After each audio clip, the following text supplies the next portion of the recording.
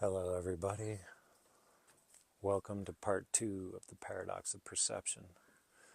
The only way to learn to deal with pain is pain. I can't convince you that this content is the shit. You have to find out for yourselves by watching to the end. And that's what you're going to get from it, is the power to know and not believe. Assess the vibe, though. I don't have a brand. I'm anti-brand. No packaging. No sponsorship. You have to evaluate this on its own merit, and I know that takes effort, but your soul needs this. It wants you to learn to learn. This is deep. You have to embrace it. The pain you feel in the short term will be nothing compared to when you regain the faculties you have outsourced to the authority. Are you with me? Let's do this. We're going to update your firmware. I have a degree in physics. I use the vocabulary of reason and logic to bridge the gap between spirit and science.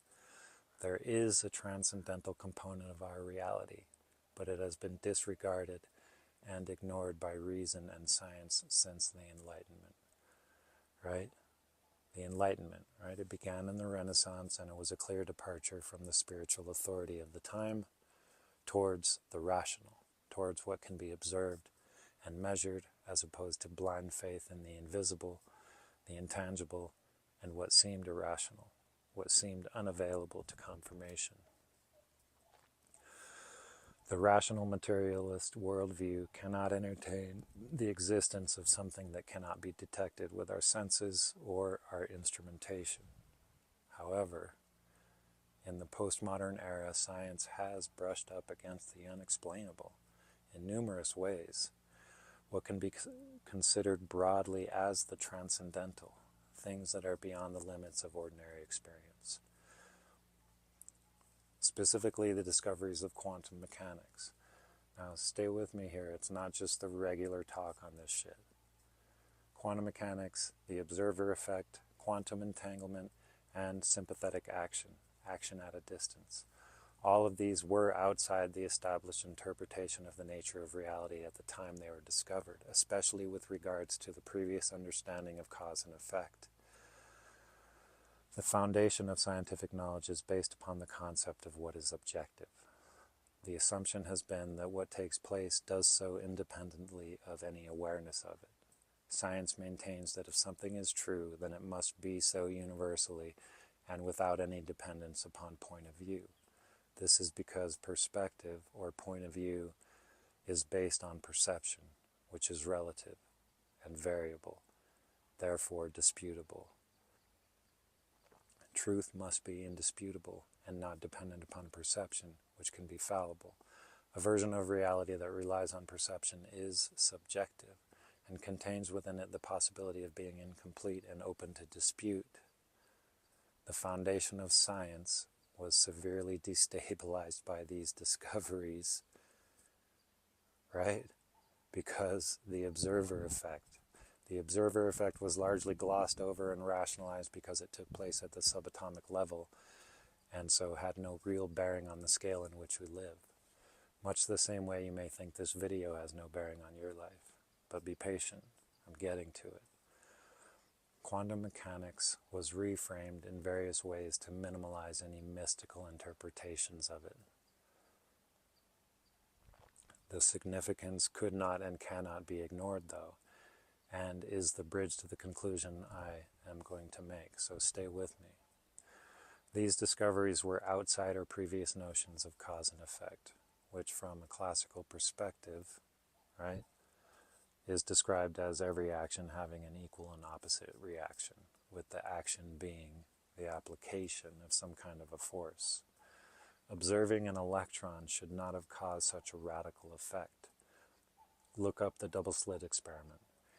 But even more radical, further investigation showed that quantum entanglement demonstrated sympathetic action, or as Einstein phrased it, spooky action at a distance. Simply observing one of a set of paired electrons will lock in the orientation of both particles instantaneously with no delay, no matter the distance between them. This demonstrated simultaneous cause and effect irrespective of distance, not a causal chain, which overturned our most basic assumption about reality, that objects are solely influenced by their local environment. Instead, reality turns out is non-local, that what is observed cannot be attributed to the effects of the local environment alone, which means that all places in the universe are affected by every other place. This is not insignificant, since it is observation that initiates the orientation of what is observed. It is observation that determines the state of what is observed. This is so important.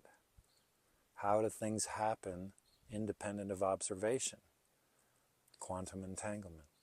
Everything is connected to everything else through the awareness of it. That's what people can't wrap their heads around. Things do take place without any awareness of them, without being observed by anyone. But these results suggest that everything both is and is not simultaneously until observed. This is what permits the continuation of the classical mode of thinking, right?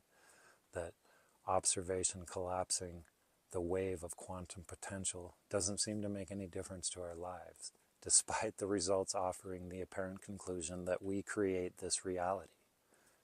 The significance of this warrants more attention. And it's similar to the way in which spiritual teachings, the ones that have survived from the ancient past, also say that we create our own reality.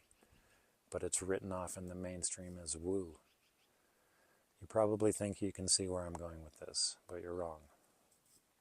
I'm not reiterating the appropriated spiritual position that is now so popular in New Age thinking. I am suggesting that both the results of quantum mechanics and the spiritual teachings of the ancients have been misinterpreted. We certainly do create our own reality, but it's meta. It's built on top of the actual reality. It's an artificial reality assembled in our minds by assuming consciousness has a locality. The artificial world we create is built on the assumption that consciousness is separate and resides in disparate locations. Get with me for part 3. We're going to get to the bottom of this.